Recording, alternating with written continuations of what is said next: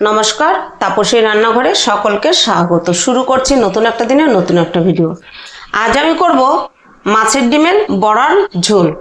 মাছের ডিমের বড়া সবাই খেয়েছেন বা বড়ার অনেক রকমভাবে অনেকে অনেক রকম খেয়েছেন। আমি আজকে মাছের ডিমের যে বড়াটা করব সেটা একবার প্রথম থেকে শেষ পর্যন্ত দেখুন। এই মাছের ডিমের বড়া করে ঝোল করলে খেতে কিন্তু দারুণ লাগে। অনেকে হয়তো জানেও না, অনেকে ভাবে যে মাছের ডিমের বড়া ছাড়া কি হয়তো অনেক কিছু খাওয়া যায় না, অনেকে অনেক রকম ভাবে খায়। কিন্তু আমি মাছের ডিমের যেভাবে আজকে বড়াটা করে ঝোল করব সেটা খেতে হয় অসাধারণ।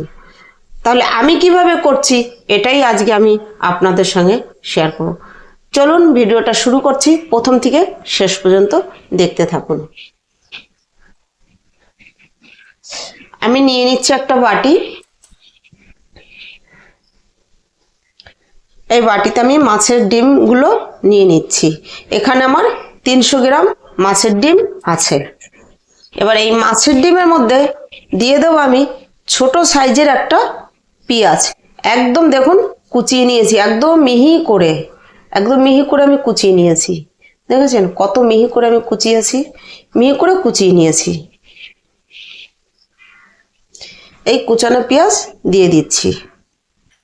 এবার দিয়ে দিচ্ছি এখানে 3টে লঙ্কা কুচিয়ে নিয়েছি, আমি কুচানো লঙ্কাটাও দিয়ে দিচ্ছি। ঝালটা আপনারা আপনাদের প্রয়োজন মতন ব্যবহার করবেন। এবার এখানে দেব পরিমাণ মতো নুন।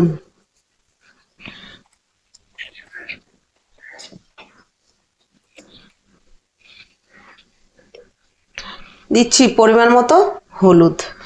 মাছের ডিমের বড়া ভাজার সময় হলুদ না দিলে কিন্তু একটা আষ্টে গন্ধ হবে, তার জন্য হলুদটা দিতেই হবে। এবার দিয়ে দিচ্ছি আমি এখানে 1 চামচ বেসন। এখন আমি 1 চামচ দিচ্ছি, দিয়ে আমি সবগুলো দিয়ে মেখে নিয়ে দেখব, যদি প্রয়োজন হয় তাহলে আমি আবার দেব। এবার আমি এটা হাত দিয়ে ভালো করে মেখে নেব। এটা ভাত দিয়ে মাখলে যে পেঁয়াজ কুচিটা দিয়েছি, পেঁয়াজ কুচি লঙ্কা কুচি, এটা সুন্দর মিশে যাবে একদম নরম হয়ে। দেখুন ডিম বেসন পেঁয়াজ কাঁচা লঙ্কা দিয়ে আমার মাখা হয়ে গেছে।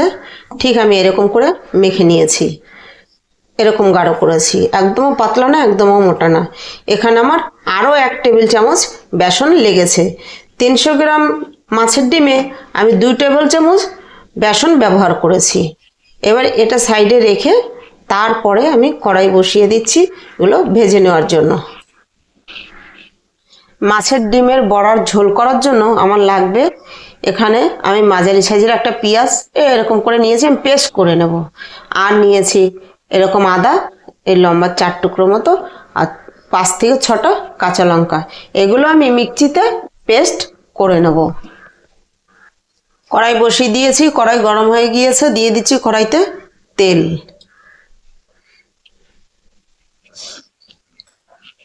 তেল গরম হলে আমি প্রথমে আলু ভেজে নেব।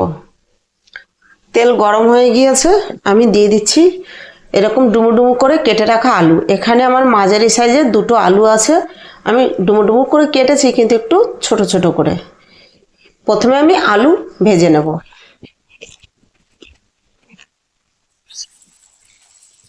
আলুগুলো আগে থেকেই কেটে ধুয়ে রেখেছি। আলু ভাজার মধ্যে আমি দিয়ে দিচ্ছি সামান্য নুন, দিচ্ছি সামান্য পরিমাণ হলুদ, আলুতে যেন সুন্দর একটা কালার আসে তার জন্য। দেখুন আলু আমি এরকম লাল লাল করে ভেজে নিয়েছি, হালকা লাল করে ভেজে নিয়েছি। এবার তুলে নিচ্ছি। এই তেলেই ভেজে নেব আমি মাছের ডিমের বড়া। এরকম চামচে করে করে আমি দিয়ে দিচ্ছি, 1 টেবিল চামচ করে করে দিচ্ছি।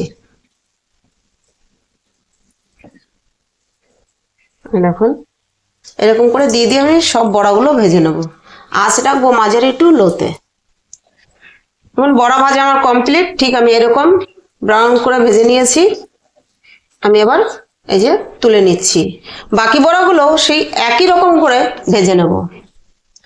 আলু মাছের ডিমের বড়া ভাজা হয়ে গেছে, তারপর আমার এই তেলটা আছে, এখানে 1 টেবিল চামচের মতো তেল আছে।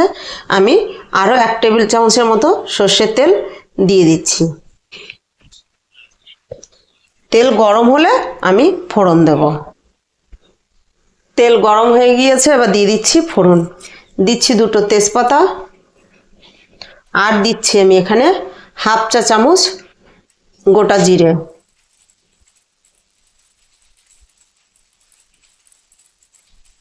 আর দিচ্ছি 2টো এলাচ ফাটিয়ে।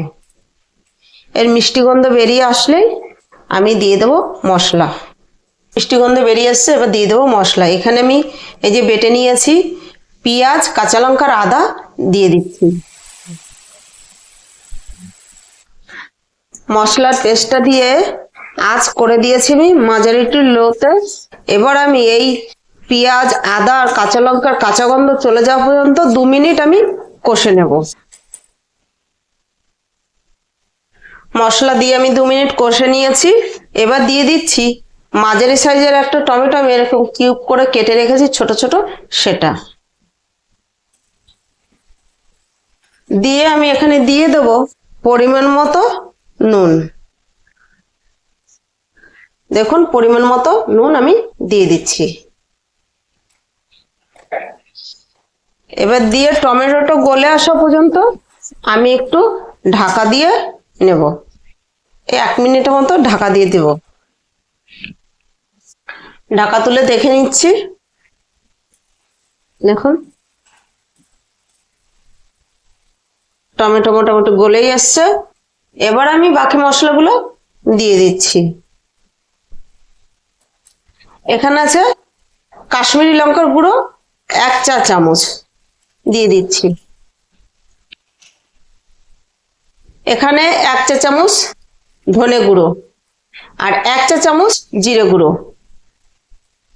এবার সব মশলাগুলো দিয়ে আমি একটু মিশিয়ে নিচ্ছি। এবার দিয়ে দেবো আমি পরিমাণ মতো হলুদ।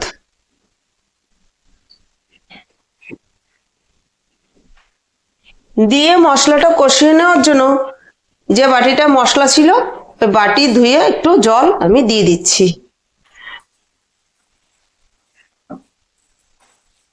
এবার ঢাকা দিয়ে আমি মশলাটা কষে নেব তেল ছেড়ে আসা পর্যন্ত। ঢাকা তুলে দেখে নিচ্ছি। দেখুন মশলা থেকে তেল ছেড়ে এসছে, সুন্দর একটা গন্ধ বেরিয়ে এসছে মিষ্টি। মশলা কষা আমার কমপ্লিট। এবার আমি দিয়ে দেবো ভেজে রাখা আলু। আলু দিয়ে আমি আরো 2 মিনিট একটু কষে নেব, আলুর সঙ্গে যাতে মশলাটা ভালোভাবে কষা হয়ে যায়। আর একটু আলু দিয়ে দিয়েছি, এবার দিয়ে আমি আরো 2 মিনিট কষে নেব।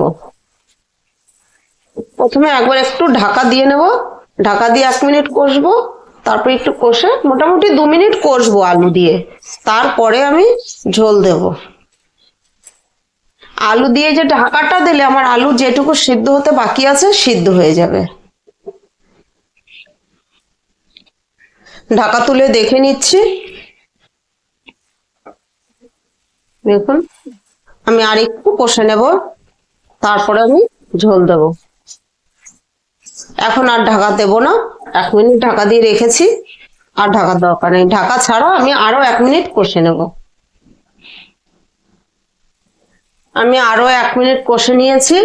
এবার আমি দিয়ে দিচ্ছি জল। আমি এখানে আমার পরিমাণ মতো জল দিয়ে দেবো।